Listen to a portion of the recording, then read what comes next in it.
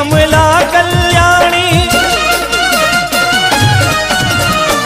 वरदाती कमला कल्याणी, चार भुजाओं वाली सदा ही जय हो तेरी महाकाली।